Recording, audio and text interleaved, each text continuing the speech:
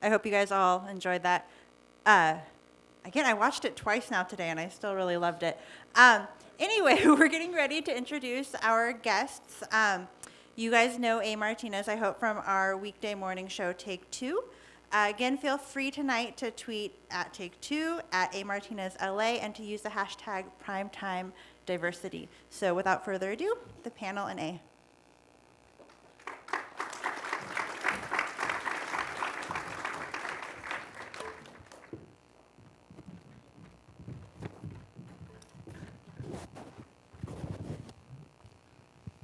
All right, thanks everyone for coming out. How about one more round of applause for Fresh Off the Boat, season premiere, episode 1. Wow, we're going to get to the discussion coming up in just a bit, but first, just a little tease to set up what diversity might mean to some in television. So let's play a clip. For the record, that does not happen at the KPCC newsroom. That never happens. To get our conversation started, I'd like to introduce the panel. First, Angela Hutchinson. She's casting director and founder of Breaking into Hollywood. Hi, Angela. Hi, thank you. Melvin Marr, executive producer of Fresh Off the Boat. And Joz Wang, editor of 8 Asians and founder of V3. Thanks to all three of you for coming out tonight. Thank you. All right. Go ahead, round of applause. That's nice.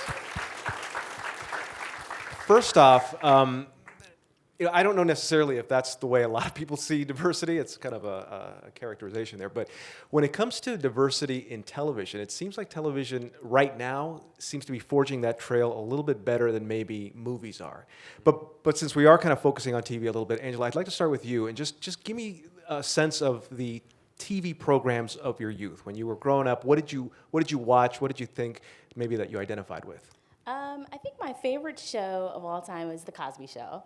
I love The Cosby Show, and I think even back then, I think The Cosby Show did a great job at diversity, outside of the Huxtable family. They definitely tried to pave the way for a lot of other, ethnic, diverse backgrounds. So I really enjoy that show. And then I think my other favorite show was Who's the Boss?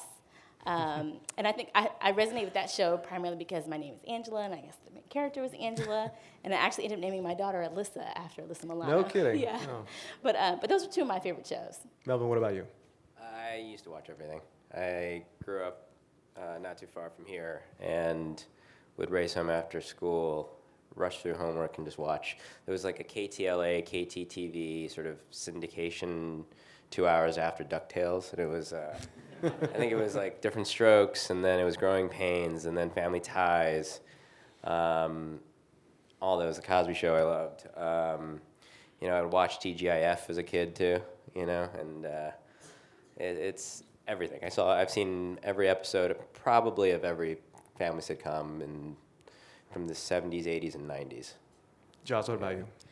Yeah, I watched a lot of sitcoms as well. I love family sitcoms, and I liked The Cosby Show. I love Family Ties.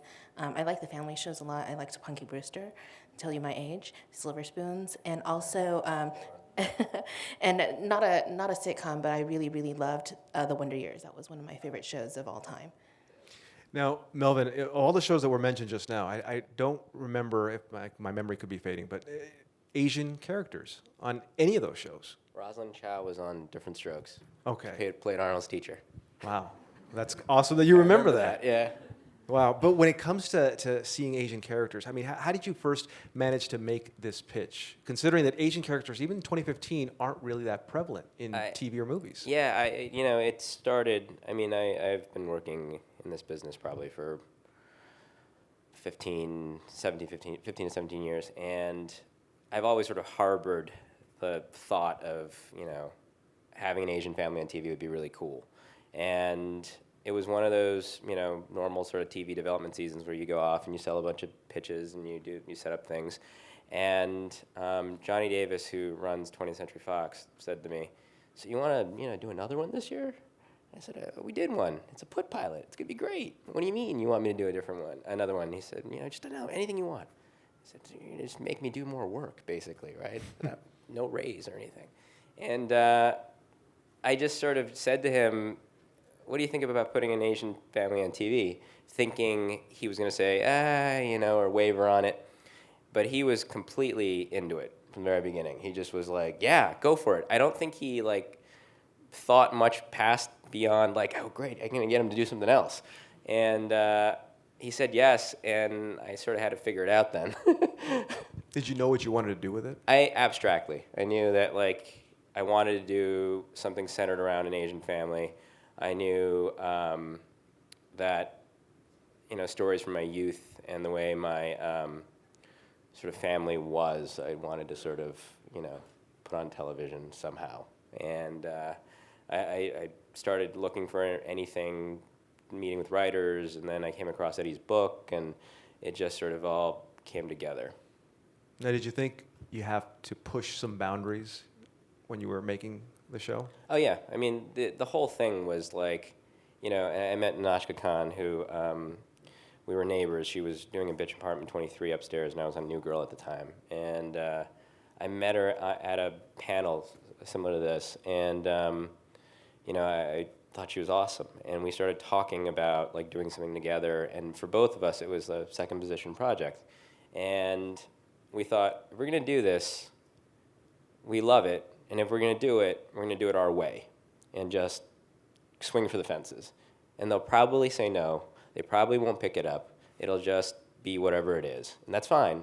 But let's just try. Let's just go for it. And we did. And at every turn, they just let us keep going. So the whole time, we're just like, really? All right. Kept pushing. Now, Joss, when you heard that this show, Fresh Off the Boat, was going to be on the air, what did you think, first of all, that it would be? Or what were you hoping, maybe? You know, what it's turned out is actually amazing because it's the show that I always wished for when I was growing up. But, you know, there was a lot of commentary, especially within the Asian American community, about what this show was and wasn't. First of all, the source material is a book written by Eddie Huang, and it's his life story. And for those of you who haven't read the book or who don't know the source material, it's pretty hard. What we see is the sitcom here, and we see a family that's pretty happy, you know, but Eddie talks about some really difficult things in his life, you know, abuse type of things, and things that you probably will not see on this TV show. But for those of us who read the book, who knew Eddie's story, we were like, well, how does this turn into a sitcom that's airing on ABC, which is a Disney channel, right? And what does it look like for a sitcom at all for an Asian American family? We haven't seen it in 20 years since All American Girl on ABC, you know. So there was a lot of questions. A lot of us were nervous. We didn't know what to expect. And even those What were of you us, nervous about? when you don't see yourself on TV or anywhere portrayed in the media, the one shining example starts to become the representative for everything. And it's an unfair burden for sure. And so we as Asian Americans who aren't used to seeing ourselves on screen, we're afraid of what's going to be up there. Is it going to be a stereotype? Is it going to be offensive? Is it not going to reflect us and seem anything that looks like anything we understand and know to be true? So we were joking about this, but actually kind of not joking about this when Fresh Off the Boat first premiered season 1. There was a lot of anticipation within the Asian American community, and we had done basically community screenings around. So a lot of people had seen the pilot, but a lot of people had not. And when it was about to air down in Little Tokyo, we had hundreds of people show up to watch the show live. And as we were talking about it, a lot of us were talking about how nervous we were. Even those of us who had seen it, we were nervous about how it was going to be embraced, if at all. Is this going to be like, it's been 20 years since the last shot? Is this going to fail? And is it going to be another 20 years until another one comes? Is this something that we're not going to relate to? Is it going to be something that we're embarrassed about, offended by? There's just a lot of questions. And so we joked about it and said it was, I don't know who coined this, but it was representational sweats, the anxiety you feel when you're being represented on screen and you don't know what it's going to be. So it's rep sweats, and it was a hashtag that we were using all season, like, oh my God, no more, by the end of the season, no more rep sweats, right? But certainly for the first few episodes, there were a lot of people who were very nervous. Angela, what did you think when you heard about this show and the concept? I remember when I was driving on Pico and I first saw the billboard for the show, and I thought, oh my gosh, how could ABC name a show called Fresh Off the Boat? Oh my goodness, You were offended. Right? Or Well, I didn't know if I should be offended or not. I wasn't sure, and I thought, oh my goodness, well, so as soon as I got home, I text all my Asian friends and I said, hey, what do you think about this show? Is this appropriate or is this okay? And they were all, surprisingly, like, oh yeah, this is totally fine. Like we've said this before. I called my mom. I said she's fresh off the boat, and they had, they sort of resonated with it. So I thought, okay, well, if they're okay with it, then I guess I should be. So I think to some degree it was sort of a learning, like an early learning experience just from the title alone. My mom actually asked me, is that okay for me to say the title of the show? She actually asked me. I said, I don't know, I got to ask someone too. Yeah. But as an African-American woman, does any part of the show speak to you? Oh, I think certainly because, it's set in the 90s. So, I think if you, are around in the 90s, I was born in 78. And so certainly I think a lot of the elements and like the cross-color shirt he's wearing, and there's certain elements of it that I can totally relate to as an African-American. And as a woman and as a mom, I have 3 children. So a lot of the mother, I definitely resonate with, trying to whip my family into shape and making sure everyone is where they're supposed to be at a certain time. And, like I have alarms going off for like everything in my house. And mom's like, what's that alarm for? So I think as a mom, I relate to those too as well. Melvin, you heard Joss talk about the sweats that she was getting. I mean, did you feel that pressure? I think initially my pressure was just like, is the show going to work, And it was less focused on like sort of the Asian American rep sweats, just sweats in general. And you, as you always do when you release a movie or premiere a show, and it was startling. Like I couldn't have imagined it. And just like the sort of embrace from the Asian American community and every sort of minority community was, couldn't have been greater. And I actually remember when we did the first sort of audience test. They do this thing when you shoot a pilot, you go to the valley, and there's like dial testing where they like go find a bunch of people and they come into a room, and you show them the pilot, and they turn this dial during the pilot to see if they like certain things, like you turn to the right, or you don't like, you turn to the left, and then afterwards there's this focus group, and you sit there and you hate listening to it, you hate watching it, it's the worst experience ever. But our focus group was really great. I have to say that, like, sitting there listening to people just like this. I remember this Persian woman who is like, the market scene, that's what a Persian market's like. That's great. I love it. And you immediately realized that, like, there was something about it that wasn't just, for Asian Americans. It was a show that wasn't just for Asian Americans. It was for everybody. And it was through the Asian American point of view.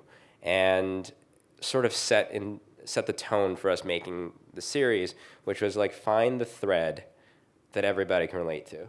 And it was expanding upon the immigrant experience, the outsider experience. Like, we wanted everybody to sort of find something in it that they related to. So you hit that sweet spot in a way. Yeah.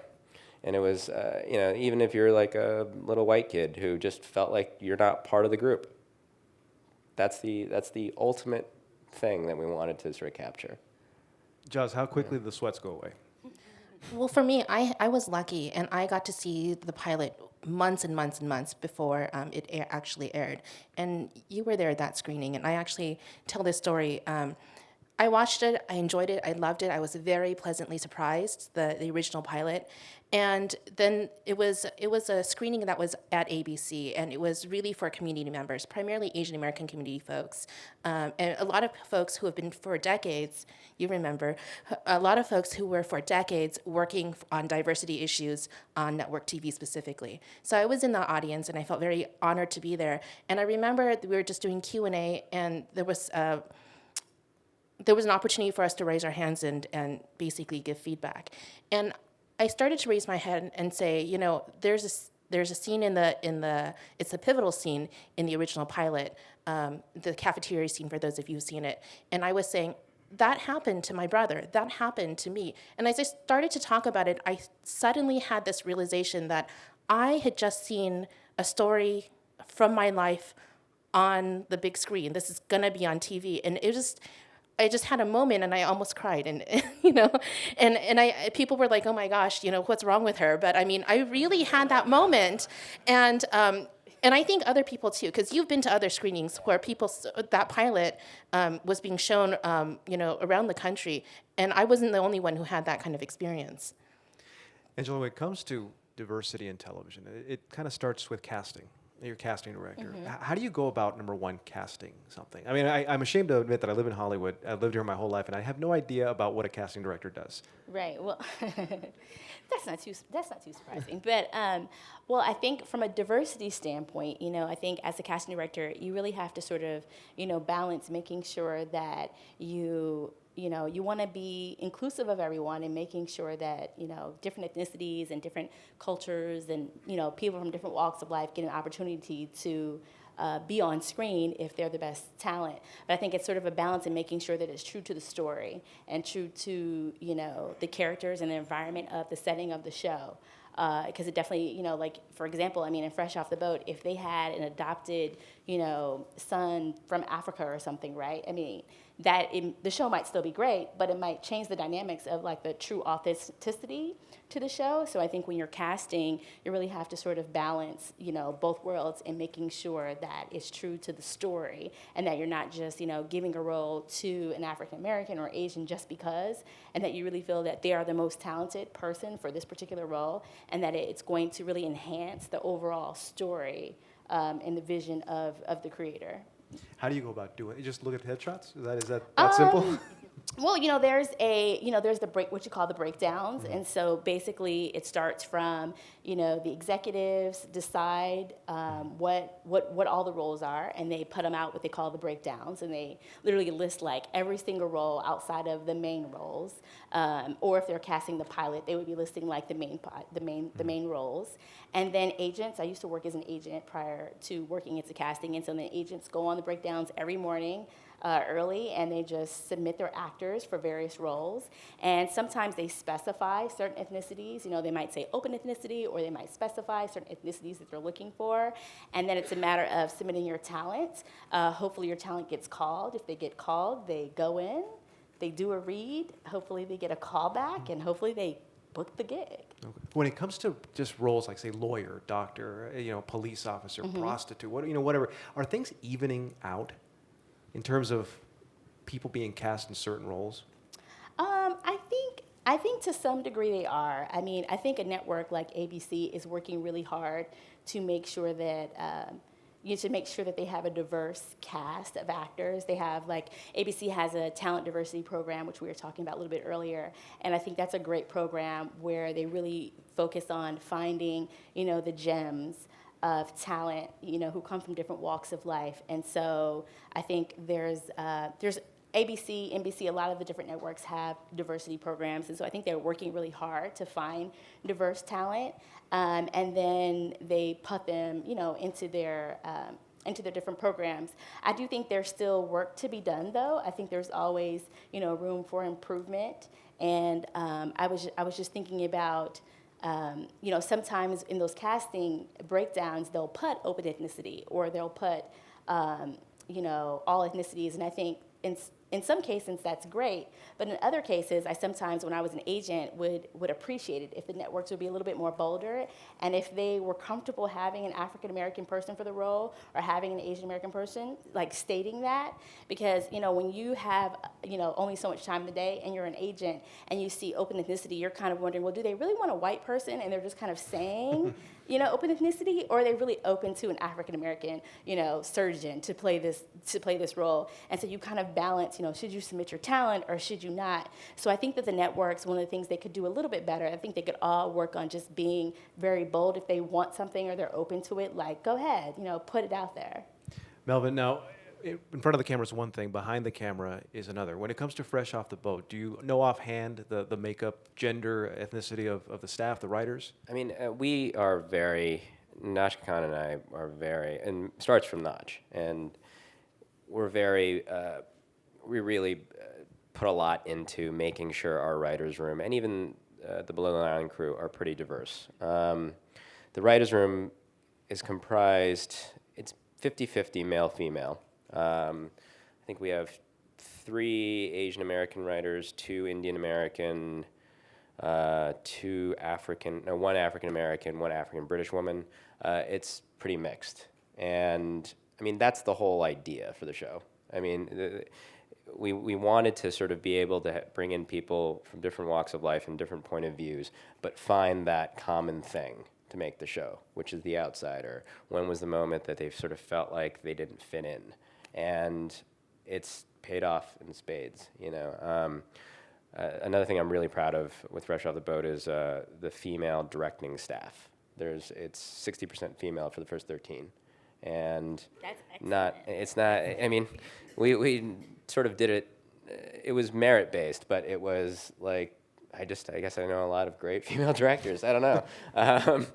And it's always sort of worked out for Jay Kasdan, who's my partner, and female crew members have seemed to work out for us really well. At one point, we had a female DP. First AD was female, and it's been great. Yeah. Well, I bring it up only because diversity, when it comes to behind the camera, made some news this week with Matt Damon and the comments he made on his show Project Greenlight. Let's play a clip of that. All right, well, let's get all of your thoughts on what you just heard there. Josh, I'll start with you. Well, the context of that is basically he's saying, well, it only matters what you see on the screen, and it doesn't matter what's behind the camera, right? And actually, we can talk about just, within the Asian American, sitcom world, one of the differences between Fresh Off the Boat and All American Girl is that All American Girl 20 years ago, it was a show run by white people, and then they had all the Asians on the screen, and there were really no Asian Americans behind the camera. I mean, there's a lot of other things that are different in 20 years, but I have to say that's one big thing, and one thing that Margaret Cho specifically said, that it was a show that was her name, but she had no power and no agency to make a difference behind the scenes. So, to me, like, that statement is actually just ludicrous. You can see it. It's ludicrous to say, like, the people behind the camera, if they're white and then the people on the screen, then that's diversity.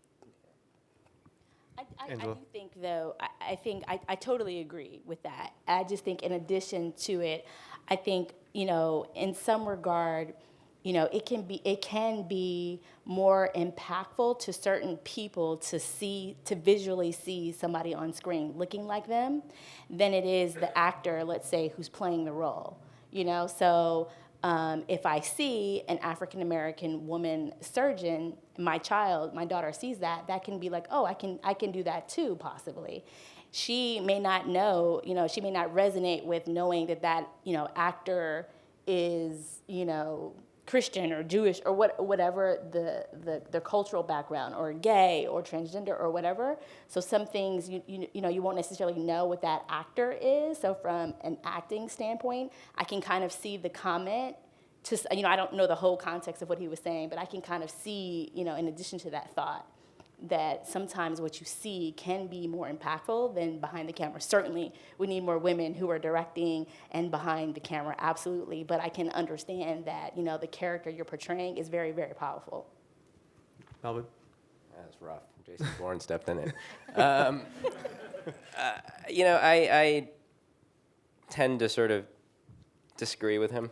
I think it's a good thing with diversity behind the camera, and I think it's important. And I think, in this time where you're looking for authentic, great, organic stories to tell, there's nothing wrong with it. It's you should encourage it. It's worked really well on network television this year, and it should continue. My only hope with Fresh Off the Boat was just like it was the first one of many, and it'd be really awesome if we didn't have to come to a diversity panel to talk about Fresh Off the Boat. Like, it was just a show. And there are many, many shows that feature Asian American families or African American families or, Latin American families. Like, it's something that it's been working and should be fostered, I think. What I didn't understand, though, and this is the thing, if this were 25, 30 years ago, all you see is what's in front of the camera, what's on the screen. But now you log on to an IMDb page, you can see what the screenwriter looks like. You can see, the background of the producers and the executive producers. So that's why I don't understand. I don't know if Matt Damon actually meant to say what he said, or am I trying to be too nice to him? No, I don't know him, but I would like to think that he meant something like that versus what was. Well, maybe that he didn't intend it to be. Also, it's very industry. I mean, just the fact we're talking about IMDb, just the fact that we're talking about IMDb, I mean, that's a very industry term. So, like, my friends who, I'm from Calumet City, Illinois, they have no idea what IMDb is. So they're not going online to see, who directed this episode of, Blackish. Like, that's not necessarily a concern of theirs. They're just focusing on, it's great to have an African-American positive show. It's been 7 years since we've seen one. This is awesome. They're not necessarily looking at the technical. I think, when you become in the industry, you become, more concerned about, behind the camera. And I think it's very important to have diversity behind the camera, whether it's the talent or the directors. But I think, like I was just saying, I think that certain, whether you're in the industry or not, kind of, it may resonate with you or not, depending on that aspect. So Well, he's a Boston Celtics fan, so I'll just swing a little bit. By the way, we're going to take a question. So if you have a question, please raise your hand, and the microphone will go right to you. So if you have a question, please go ahead and do that. When it comes to successful programming with diversity at its core, what do you think would be the one thing that is most important? It's a heavy question. Broad, too. One thing that's most important, I think, an authentic voice. I think, and I always say this about, diverse shows, as we call them, and like Fresh Off the Boat. I think it needs somebody behind it, or a group of people behind it, who relate to it and want to tell that story. I don't think the TV development world now is in the place where they can factory put together, diverse shows yet. I think it all, and I don't think that in general that actually works very well. I think it's about the showrunner. I think it's about the show creator. And Fresh Off the Boat is what it is, largely because of Nahnatchka Khan. She lived a life, a childhood that she found a way to take that, along with Eddie's story and along with everybody else in the writing room, and figure out a way to, create the show. And she does it every week, and she does a great job. And I think that's the thing that's singularly most important when it comes to these shows. Joss, what about you? I'm not sure what the one important thing is. I mean, I do agree that an authentic voice is important, but there's a lot of ways to tackle diversity, right? I mean, we're kind of getting to that. It's not just on camera. It's not just behind camera. There's also things changing in our world, and that's how we communicate with each other and how we interact with television. So there's also a new thing that's going on where, I mean, before broadcasting was very one directional. The powers that be would put the things on TV, and then we would just be at home consuming it. But now there's opportunities for us to interact, through social media and other ways in a way that changes things. And so I think with people participating and kind of tweeting about things and giving feedback like, hey, this resonated with me. I know all the people who are creating shows, they may take some comments up or down, but people are kind of paying attention, and that just didn't exist before. So I think, I don't know if that's the most important thing, but I would say that that's something different that didn't exist before, and perhaps maybe part of the game-changing part of why we are seeing diversity on TV in a way that we don't see with feature films, because the way that feature films are made are, inherently takes longer, you don't get feedback until after it's done, So I think there's something else going on that's kind of larger than what we were talking about before. Angela, you think studios can build off of the success of Fresh Off the Boat, a show like Blackish as well, Jane the Virgin?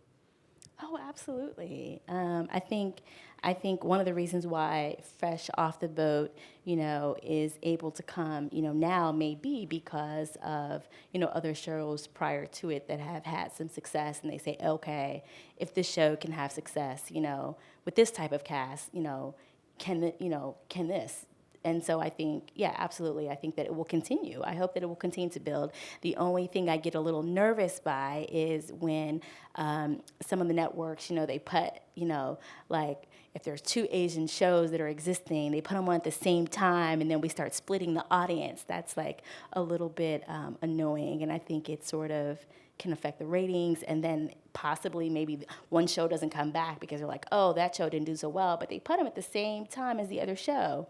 So I think that's the only thing I think is a little nerve-wracking, but I do think that networks are able to build the momentum off of one show and hopefully get more shows of other different cultures and ethnic backgrounds. Melvin, why do you think TV is so much ahead of movies, of the film business? I think they're making a lot less movies these days. The movie business is hard. It's a very hard thing to get people to go to the theater now. I think TV, there's so many options just in general for entertainment now.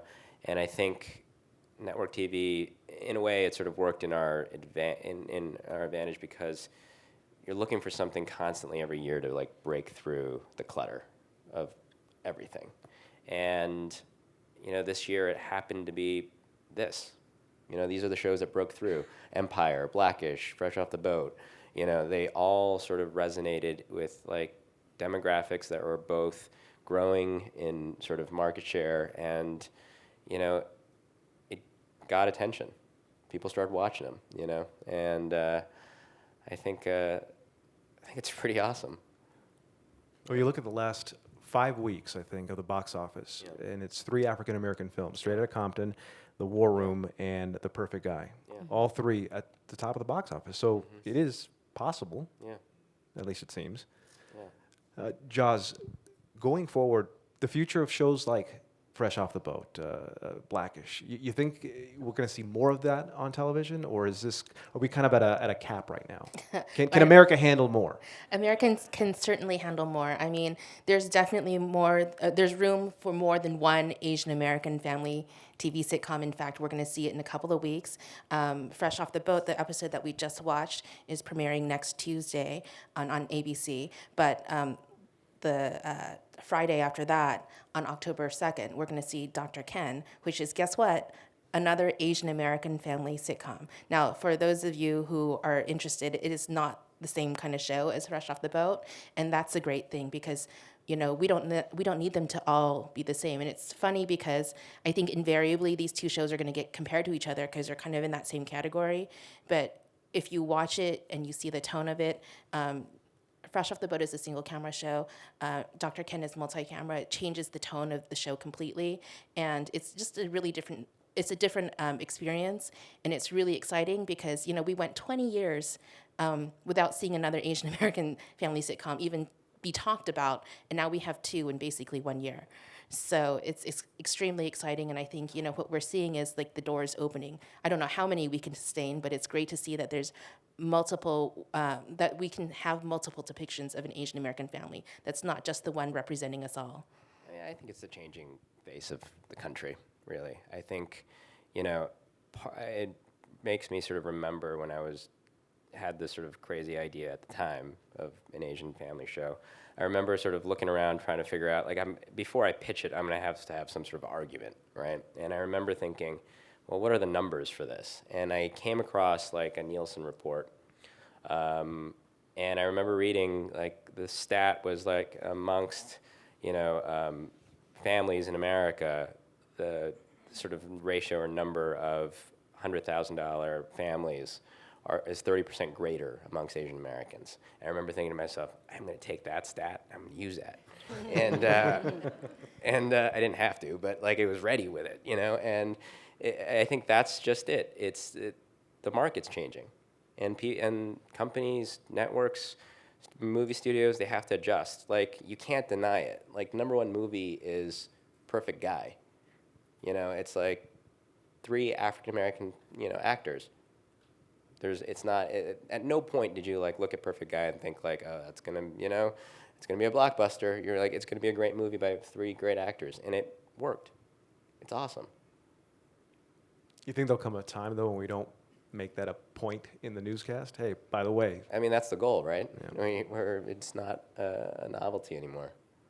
I'll try not to write it that way the next time I do a Hollywood Report. Any questions out there? I mean, we got time for a few questions. We got a microphone coming over here.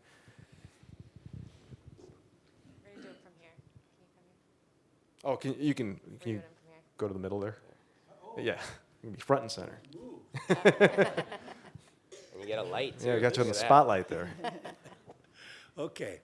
I'm curious if you see anything in the future where this program would be transported overseas. It's being sold overseas. What? It's already airing overseas in certain it is? territories. Yeah. It's in Okay. Taiwan, I think. South Africa. South Africa. Thank you, Jess. So you actually have made something Yeah. that they're not going to frown on then overseas. No. It's gotten a great reception in Taiwan. Where else has it opened? It's opened in Vietnam, I believe, in the Philippines. I think Russia, if I remember correctly, and parts of Europe. Any other Australia. questions? Also. Right over there.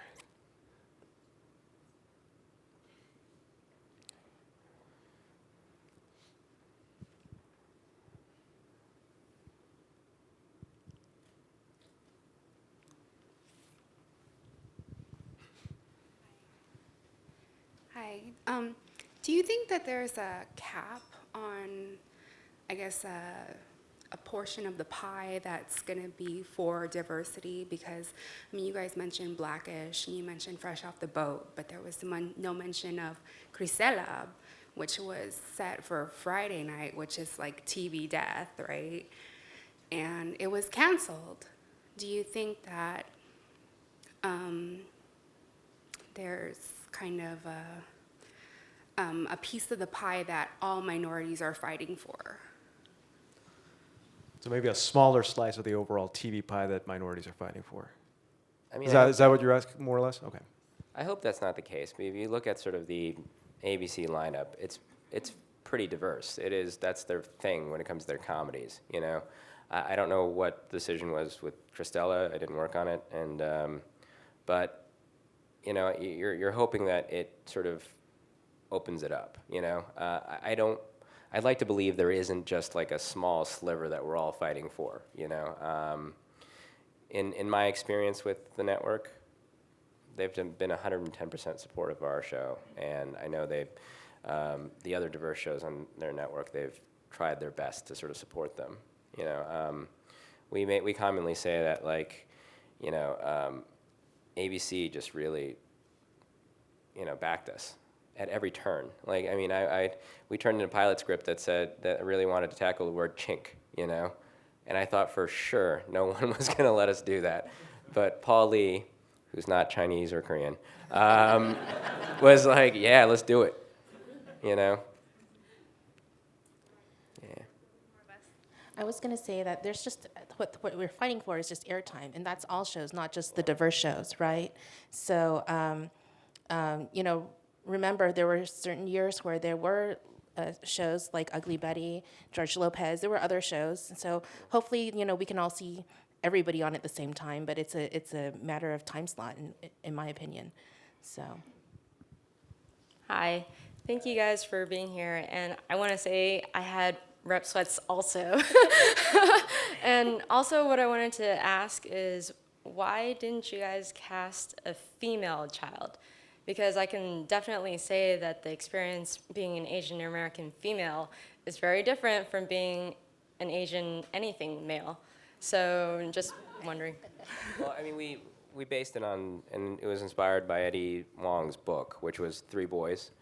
So that was the initial thing. But I'm very aware that the sort of life of Asian American female needs to be addressed, and we talk about it. We'll figure out something.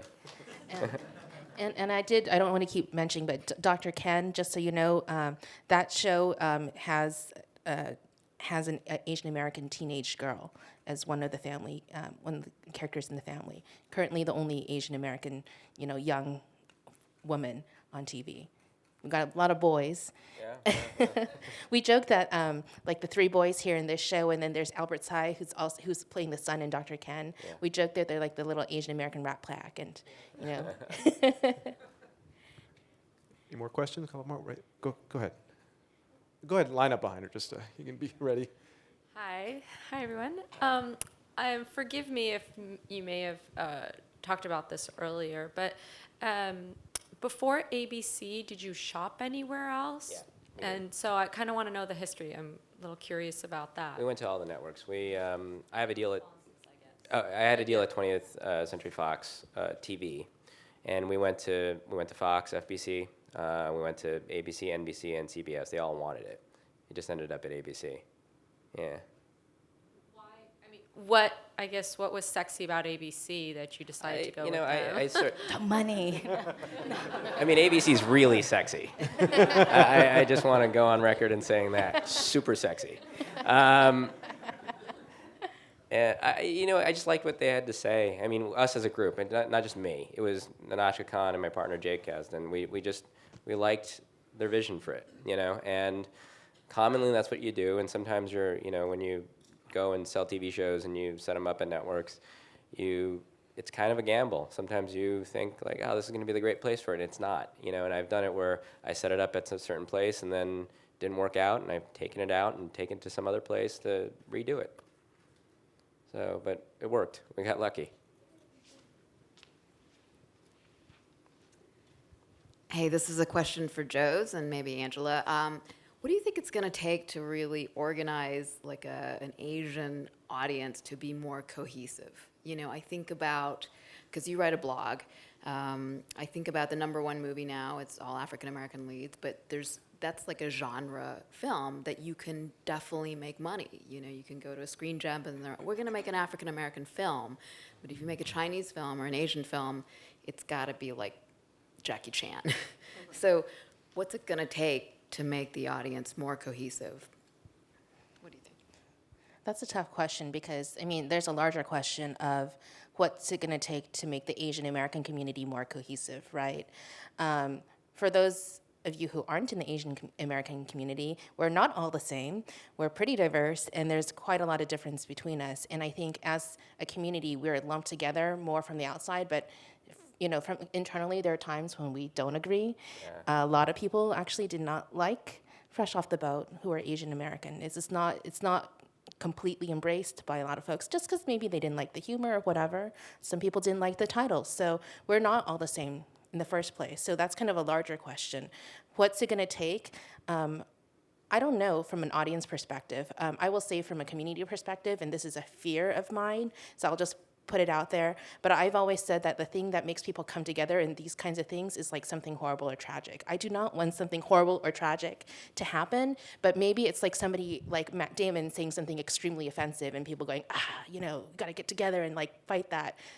That's kind of the sort of thing that I think is really gonna make people come together. Sadly, that's my honest opinion. Band together against Matt Damon. And I guess, sort of the opposite of that would be, a really huge success story. I think that The Perfect Guy, right now is a top movie, but there were, several movies very similar to that that came out with African American cast, a thriller kind of a movie, and it did extremely well. And then that allowed for this movie to come out. So I think, if it's that, amazing, thriller of Asian Americans or whatever it is coming out at Sundance or one of the festivals and hitting big, I think then everyone goes, okay, we need that now. And then all of the networks or, film distribution companies start looking to acquire those type of films or those type of movies. Oh, Son, you're good. Hold on, right? Okay. All right. Not to repeat the same thing again, but then my question was actually along the same line of that. We keep talking about Asian American, right? As though it's like a cohesive thing, right? You were talking about, thank you for bringing that up, because Asian American is not one thing, right? The experience of Japanese American having the past and 1.5 generation American, which is this one's particular about. And also this one's about Taiwanese American. That's why it was doing well in Taiwan, I would imagine. So I was wondering if you guys ever talked about that, even though you guys are, maybe finding that one point that's, universal about being alienated. But then how you guys, during the creation process, or even, in the panel's view, having some sort of understanding that there is a diversity within Asian American, and we really shouldn't be talking about Asian America as this like one scope, because we're not, right? So I was wondering, you guys have any thoughts about that? That'd be good. I mean, on the show, we try to be as authentic as we can and faithful as we can with stuff like that. The family is from Taiwan. They're Chinese. They're from Chinese, originally from China, and they went to Taiwan during the revolution. And from Taiwan came to America. And I personally related to that idea a lot. And my family didn't go to Taiwan. My family went to Hong Kong during the revolution.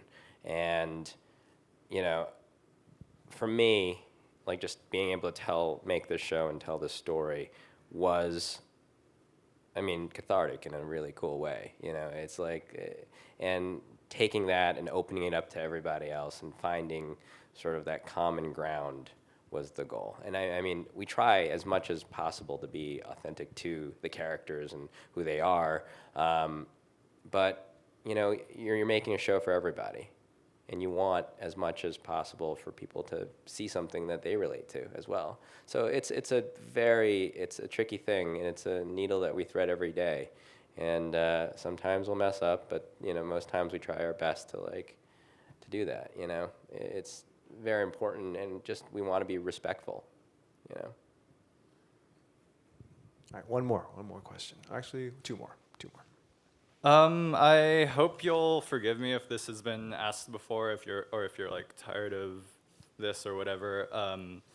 But when you're talking about authenticity, in particular, I think about what Eddie Wong wrote for Vulture, and I can't help but really wonder how it feels to what it means to be on the other end of that, or to deal with someone who is the source material for this, who is not necessarily always happy with this, unless, maybe it's changed, but I still Well, nobody in this room actually knows what it feels like to have your life put on television or turned into a sitcom.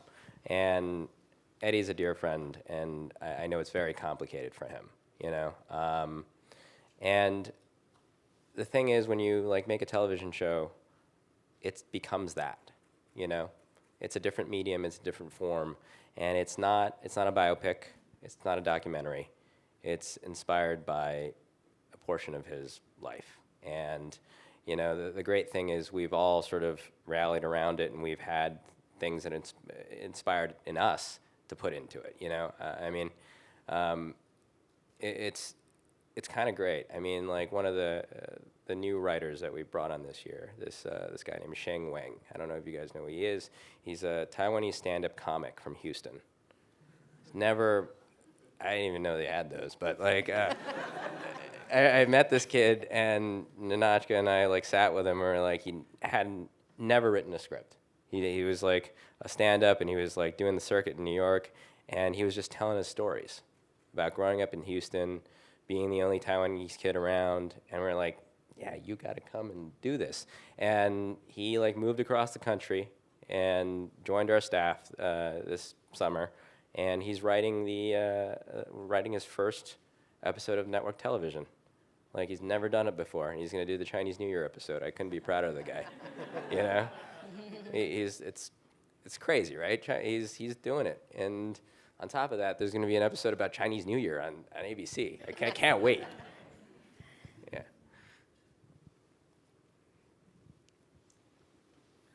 My name is Sheila Ward. My son is a filmmaker working in film and now in television. Yeah. I thank you all for being here. I thank myself for being here. I like the show because I'm a grandma, and I like seeing young kids on TV. I like seeing moms and families. What you said was perfect when you said the show is for everyone. And it really is. If you take the time to listen, especially the one about the Asians curling their hair. Success perm. That's right. I watch travel shows, and this is which is informative to me, and this show is quite informative. So please add that to whatever you're saying when you're presenting your show. It is Lucille Marr is very mad at me for the success perm thing, but because she had one, but it's so great. It's great. I just want to no questions, but just a good comment on the show. Oh, thank you so much. Thank you. All right, we got one last one. This is it. Okay. Diversity, I'm sure everyone embraces it, and I think it's a good thing. But is there a point where diversity becomes counterproductive or over-diluted to the detriment of the shows? I think that's fair, but the most important thing is a show can't live or die based on the fact that it's just being diverse. It's got to be a good show. It's got to be funny. And I mean, in the sense if it's a comedy, it's got to be funny. And that's what sort of helps us guide the thing, which is just it's got to be a good, funny show.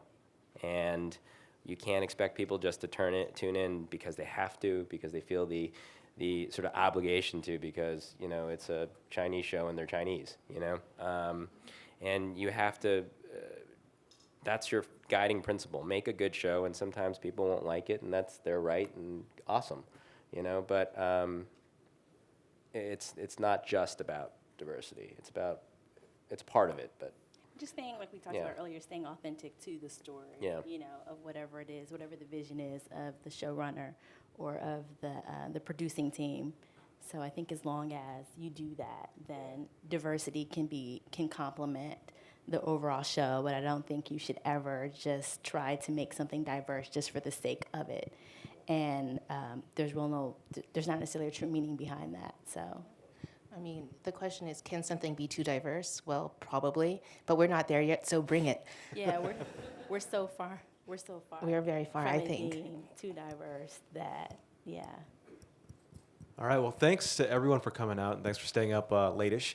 My thanks to Joss Wang, I know, Black had to put it in there, Melvin Marr and Angela Hutchinson. Thank you very much. And you, you're going to hear guys. this interview, a little bit shorter version, next week on Take Two. Thanks, and thanks to all you as well. Thank you.